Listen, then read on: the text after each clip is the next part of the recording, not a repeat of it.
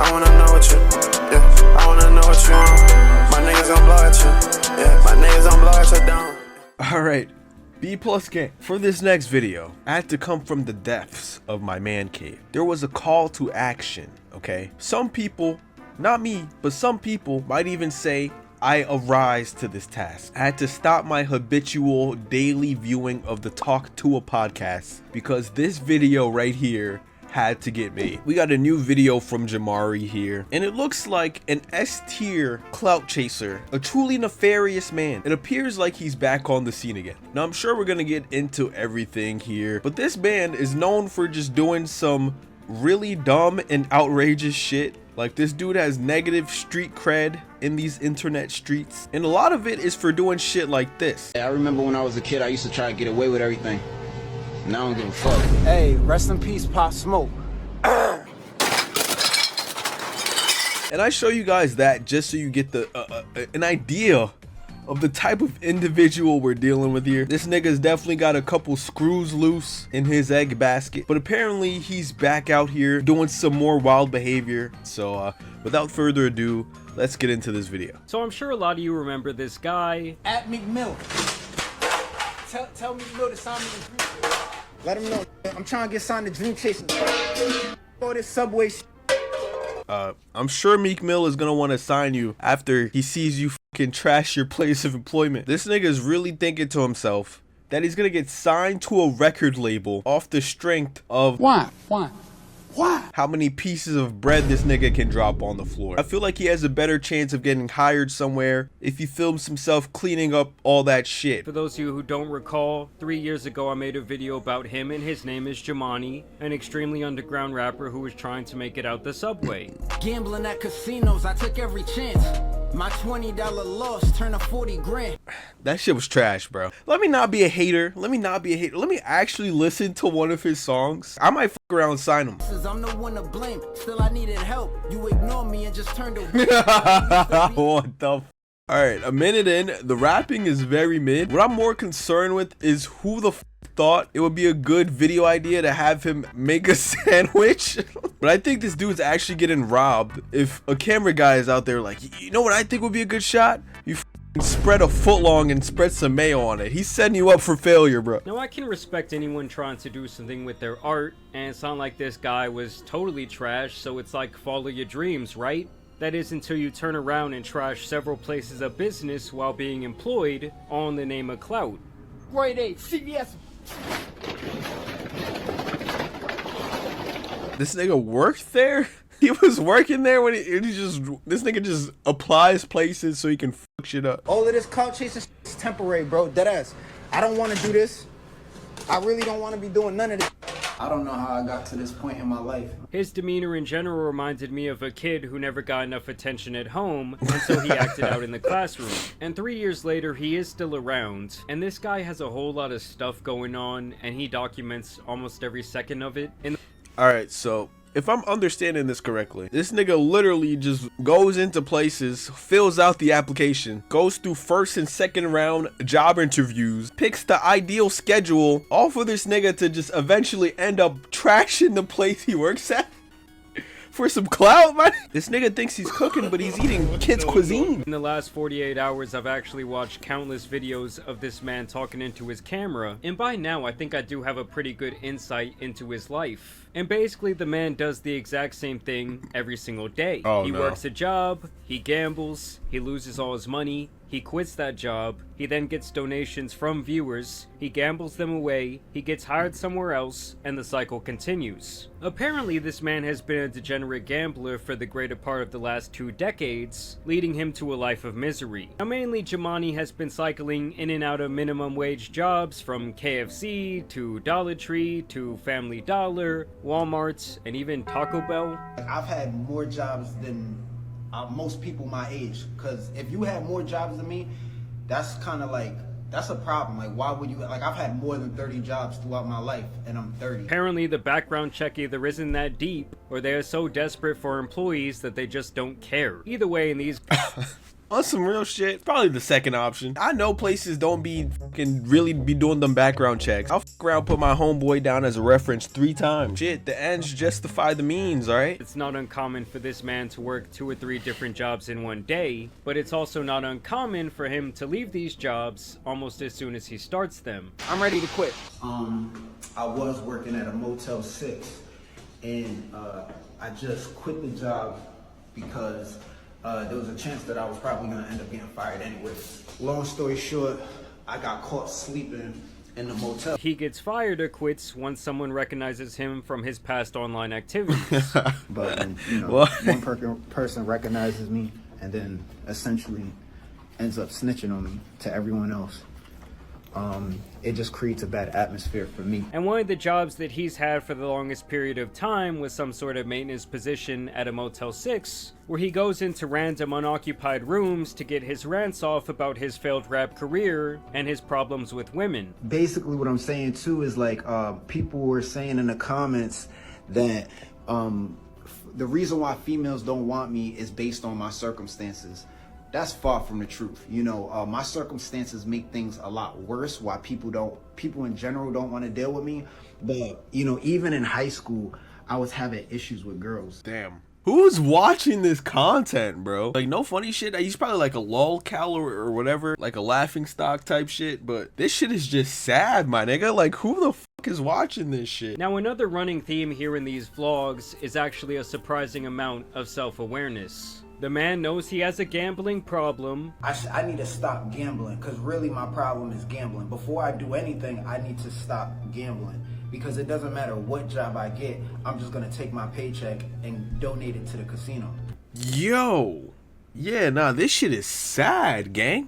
What the f? I have a lot of narcissistic characteristics, which led into just the way how I handle situations, like even with the clout chasing, my entitlement, things of that nature that hasn't benefited me long term. And he knows that he's ultimately stuck in a vicious cycle of mediocrity. You know, I've been unstable mentally, financially, emotionally.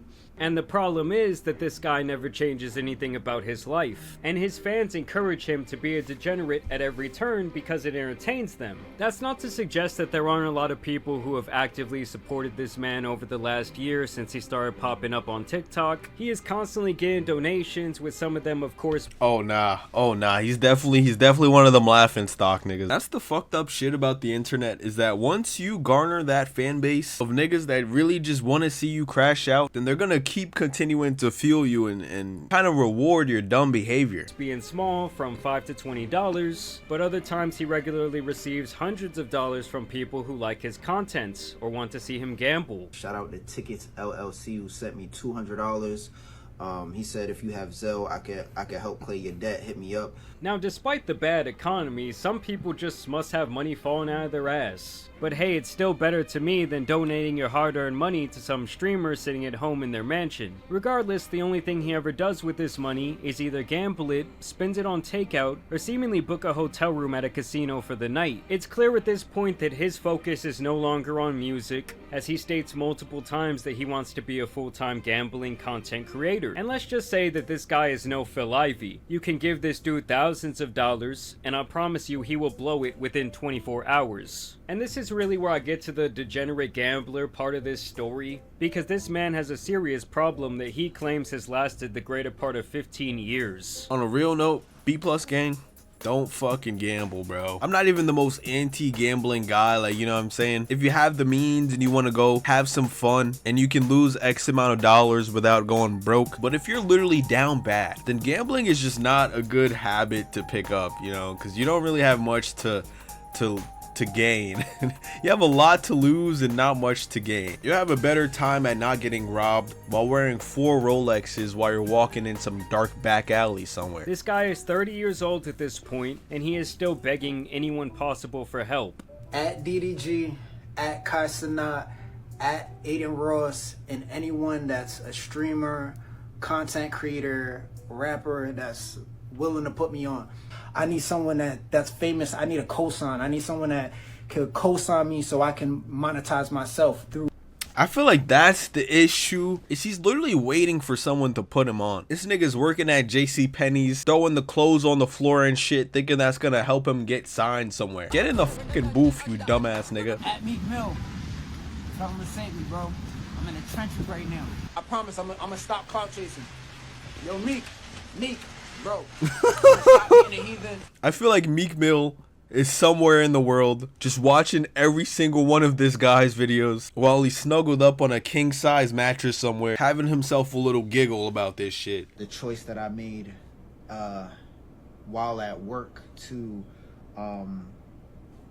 essentially pay a woman to have sex with her. There was a language barrier between me and What? so she was using Google Translator. For anyone that's curious, I think I gave her exactly $89. That was I just had $89. Oh yeah, I was very curious how much you paid. I was really concerned if you were getting a good deal on that or not. He even documents him doing one of the stupidest things I've ever seen a person do, all in the name of gambling. So what this man will do is go down to the Apple store, buy a $1,000 iPad, and then go and pawn it off for $300, documenting the entire process. So I lost all my money at the